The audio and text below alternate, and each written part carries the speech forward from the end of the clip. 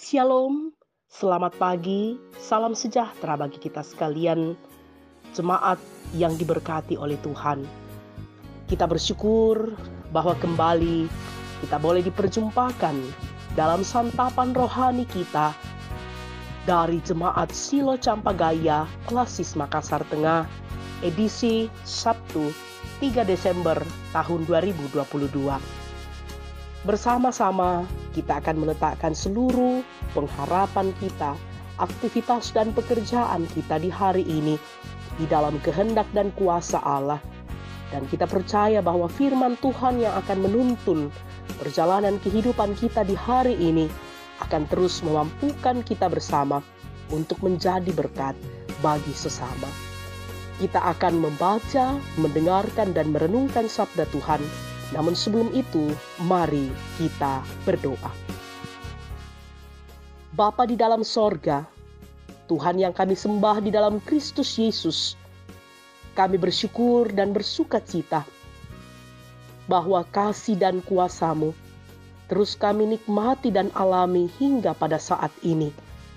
Kami boleh menikmati hari yang baru, rahmat Tuhan bagi kami.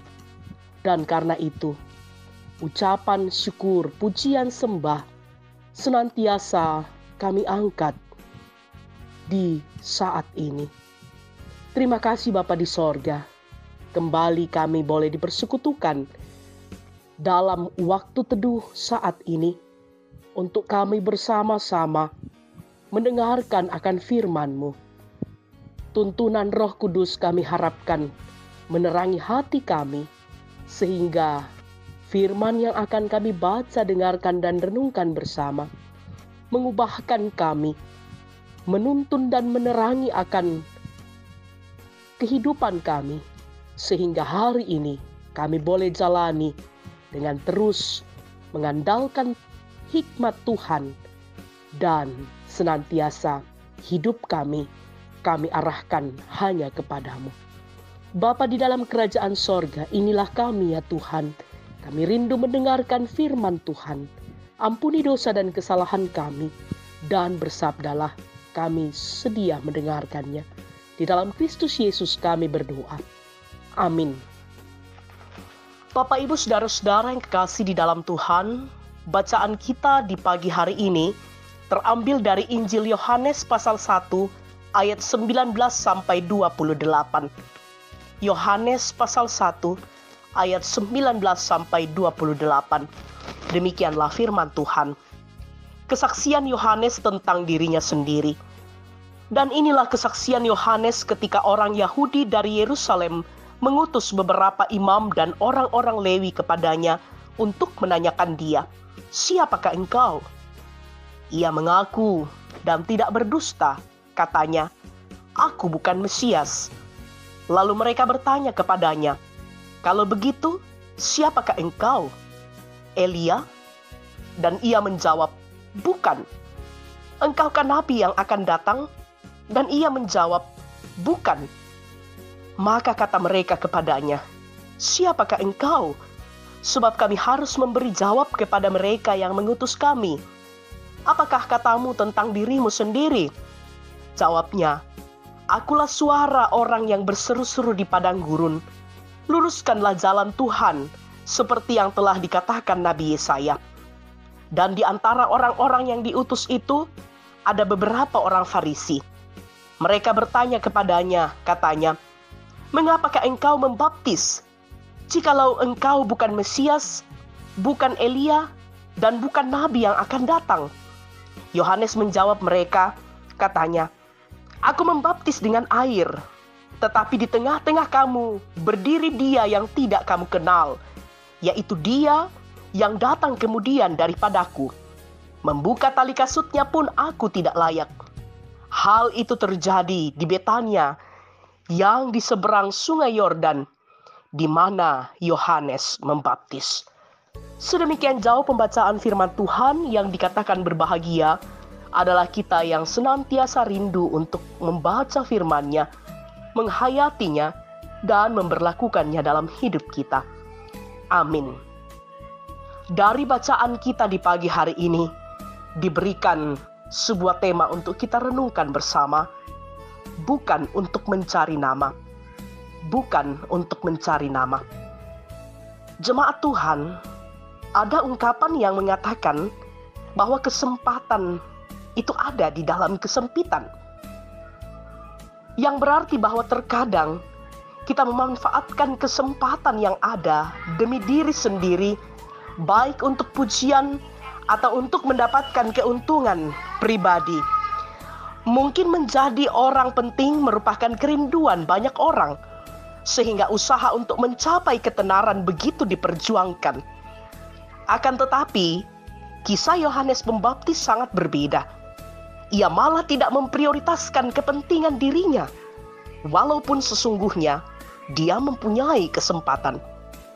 Ketika orang-orang Lewi mengutus para imam dan orang Lewi untuk menyelidiki identitas dan bertanya, "Siapakah engkau? Engkaukah nabi yang akan datang?" Yohanes dapat saja menjawab, "Ya, akulah dia." Namun justru ia menjawab dengan tegas, "Aku bukan Mesias." Juga saat itu banyak yang menyangka bahwa dia adalah Elia. Namun dengan jujur Yohanes menjawab, "Bukan." Lalu apa tujuan Yohanes Pembaptis dengan sikap ini? Sungguh kesempatan besar bagi Yohanes untuk memanipulasi fakta sangat besar. Kesempatan untuk mendapatkan ketenaran sungguh sangat terbuka. Dia akan menjadi orang yang dihormati dan menjadi terkenal. Namun, kesempitan ini tidak menggoyahkan Yohanes dalam mewartakan pertobatan. Bagi Yohanes, Kristuslah di atas segala-galanya. Ibu bapak saudara-saudara yang kekasih dalam Tuhan, kadangkala kita terlena terhadap pujian, prestasi, dan tidak menyadari bahwa semua itu karena anugerah Allah. Karena itu camkanlah bahwa di balik semua yang kita kerjakan, sampaikan dan kita katakan, apa yang kita capai adalah dari Dia, Sang Pemilik kehidupan ini. Karena itu, janganlah kita menyombongkan diri dari setiap pengenalan dunia, sehingga kita terlena di dalam sanjungan dan pujian manusia. Kristus harus semakin besar, tetapi kita harus semakin kecil. Bukan aku, tetapi Dia. Terpujilah Kristus. Haleluya. Amin. Mari kita berdoa. Bapa, ampuni kami Tuhan, jika selama ini kami haus akan pujian, kami mau untuk disanjung, kami mau untuk dipuji, akibat setiap kecakapan, kelebihan, kemampuan yang Engkau anugerahkan bagi kami. Bapa, melalui firman ini, kami disadarkan bahwa Engkau memberikan semua kelebihan yang ada pada kami. Itu karena anugerah Tuhan. Dan semua yang kami miliki hanyalah dari Engkau. Sehingga Engkau yang harus kami nyatakan, senantiasa kami perkatakan akan kuasa-Mu di dalam hidup kami. Bapa di dalam sorga, tolong dan mampukan kami sehingga kami hidup untuk terus memuliakan nama-Mu. Kami berdoa Tuhan, bersyukur bersama dengan orang tua dan saudara-saudara kami yang saat ini, di hari ini, menikmati akan sukacita, baik itu pertambahan usia atau berkat-berkat yang lain dalam kehidupan kekasih-kekasih kami. Sempurnakan sukacita mereka, dan biarlah hidup ini mereka terus baktikan sepenuhnya di dalam tangan kuasa-Mu. Kami berdoa Tuhan bagi segenap orang tua kami yang berada dalam usia lanjut. Perteguh iman, percaya, dan harap mereka, walaupun fisik mereka terbatas dan melemah, tetapi semangat untuk hidup bersama dengan Tuhan senantiasa mewarnai kehidupan orang tua kami yang berada dalam usia lanjut. Kami berdoa Tuhan bagi saudara-saudara kami yang saat ini dalam kerinduan untuk menikmati pemulihan atas gangguan kesehatan yang mereka alami. Baik itu yang sementara berobat jalan, dirawat di rumah, atau yang berada di rumah-rumah sakit. Tuhan, kami percaya bahwa Engkau tabib di atas segala tabib yang mampu memberikan pemulihan bagi saudara-saudara kami. Bapa, kami berdoa bagi hamba-hamba Tuhan yang Tuhan utus dan perkenan di tengah-tengah pelayanan di jemaat Tuhan.